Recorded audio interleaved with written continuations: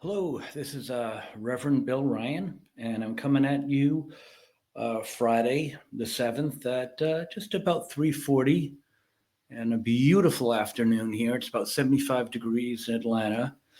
Um, yeah, so today I'm going to review a very interesting movie, Longlegs, which came out, I think, over the summer. It was directed by Oswald Perkins, who does not have a lot of movies in his background. I think he only directed seven, and none that really stand out. Um, and this one, I really think he was very impressive. It's hard to make a good horror movie. The two hardest movies I think to make are horror movies and comedies, because well, the comedy's not funny.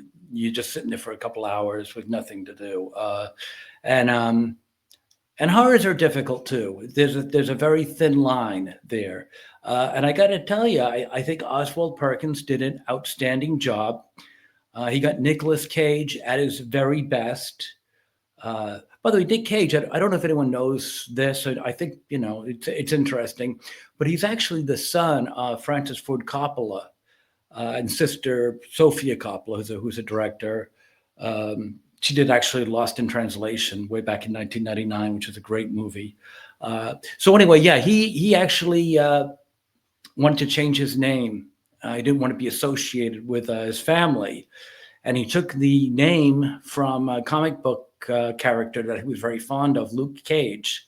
So he changed it to Nick Cage, and uh, he didn't want to, be leeching off his father's name. Although he did a lot of his father's movies when he was younger.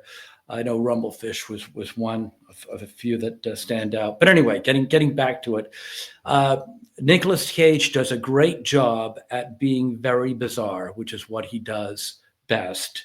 Um, the let me just tell you about what the movie is. Kind of give you a synopsis. It is a mystery of sorts. It is uh, a serial killer of families that seem to be targeted by the little girls in the family, and the birthday. The birthday, for some reason, I'm not going to give away the whole thing here, but there's a numerology aspect to it where um, the killer seems to uh, hone in on a birthday around the 13th of a month, and Nicolas Cage does play very well a freak uh, who is tied to these murders somehow. And Blair Underwood plays the lead cop, Carter, in this. And the case has gone cold and isn't going anywhere until a young detective, Harker, has been shown to have uh, ESP, I guess, for lack of a better word of putting it, some kind of supernatural abilities, the psychic abilities, if you will. So Carter brings her in to kind of help with the case. And it kind of, there's surprises, there's some twists, there were some turns. You never really know where it's going, which I like that. You don't want halfway around, through the movie going, geez, I know where this is going. It does keep you guessing. It was odd seeing Blair Underwood. I've not seen him since his LA Law days. Um, he was used to be a dashing young lawyer in LA Law back in the early mid '80s, and here he kind of plays a role. Generally, I would have thought maybe Danny Glover or nowadays Wendell Pierce would have played. But I mean, Blair Underwood, he's got to be around 60 now. So yeah, these roles are good for him. It's really weird to see him after all these years playing kind of like a mentor, an older mentor in the police department. Anyway, I did like the direction. I noticed that Oswald Perkins, you know, I was a big David Lynch fan, and I don't know if it's a coincidence or not, but there was definitely some weird aspects to this movie. There's one scene where Harker is sitting on a bed talking to one of the young girls, and it's weird because like almost their backs are to each other. I think Parker's back's completely there, and the little girl's kind of like semi-turned, but it's a kind of weird way that you see them talking. Harker's got a now Harker being the psychic newcomer into the police force. Um, she's got this very weird kind of uncomfortable feeling throughout, and it's kind of interesting. It's hard to tell whether that's really her or if the director's making her seem uncomfortable. But I kind of like it. It's very weird. She handles the awkward scenes very well. She doesn't seem out of place acting awkward. And it reminds me a lot of like David Lynch, the way that sometimes he would do a movie and he'd have some characters kind of being a little stiff, especially in like Twin Peaks and Blue Velvet. So yeah, I think there's a little hint of David Lynch in this movie as well.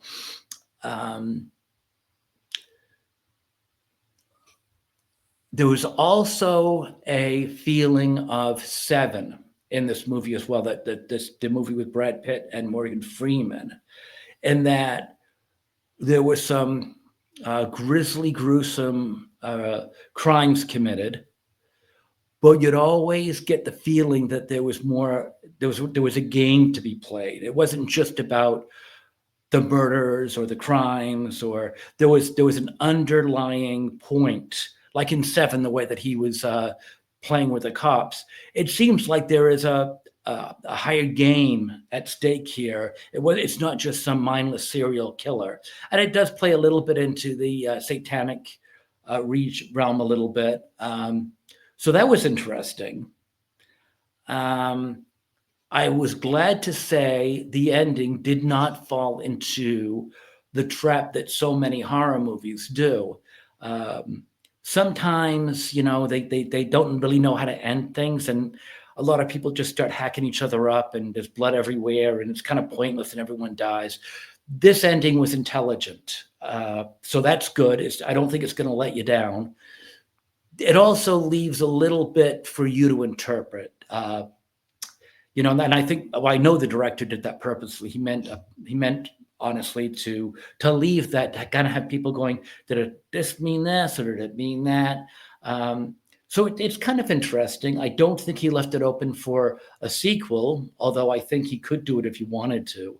But God, I think we've had enough of the sequels and prequels and remakes. But no, I found it a very, very satisfying movie. So much so that tonight I got a couple of tickets to go see Companion, which is also directed by him. And I will be reviewing that after I see it. So yeah, hopefully I won't be disappointed by that either. I've been very careful not to see anything in a commercial or read a review on that, because I heard that it ruins things. The trailer, I guess, gives good parts of the movie away. So I was careful not to see that. As far as the characters, there's an actress, Micah Monroe, and I hope that's how you pronounce her name, that I told you about. She plays the Harker, who's a young detective with a telepathy or ESP, psychic abilities, that comes in. And like I said, she's almost a cardboard person in some scenes. But I think that's basically by design. And yeah, I thought that she did a very good job. Alicia Witt, who's been around forever, plays her mother, who's a little off center. Might be a little bit old of a character to play for Alicia Witt. I think Alicia Witt's in her 40s. This role is probably more for a woman, I guess, would, maybe in her late 50s, 60s or something, but not a big deal. Alicia Witt does a fine job with it. I just happen to know her age. So that, yeah, I was just a little surprised that she would be playing this role, but she did a fine job. No doubt there. Blair Underwood, I mentioned, he plays Agent Carter. He's the FBI supervisor who's in charge of this case and brings Harker on. As I mentioned before, Nick Cage steals the show. He plays Longlegs, He's basically behind a lot of the murders, but there's other things to consider as well. Yeah, he's always been a little bit strange with his movie roles, but this one, I think he really does shine. He's not somebody you want to move in next door to you as your next door neighbor, certainly, or a babysitter, God forbid.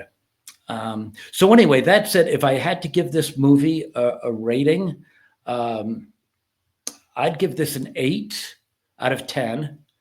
I think IMDb gives it like a 7.7, if I'm not mistaken, somewhere around there anyway. And yeah, I think it's a really good movie. It is not recommended for children.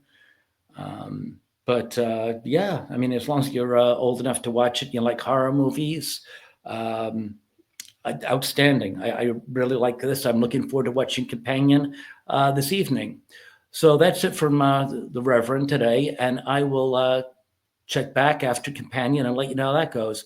Have a great Friday night, and I will talk to you later. Oh, if you liked this, please like, share, subscribe. Those are important to me. And if you get a chance, watch the movie. I think you'll like it. Have a good night. Bye.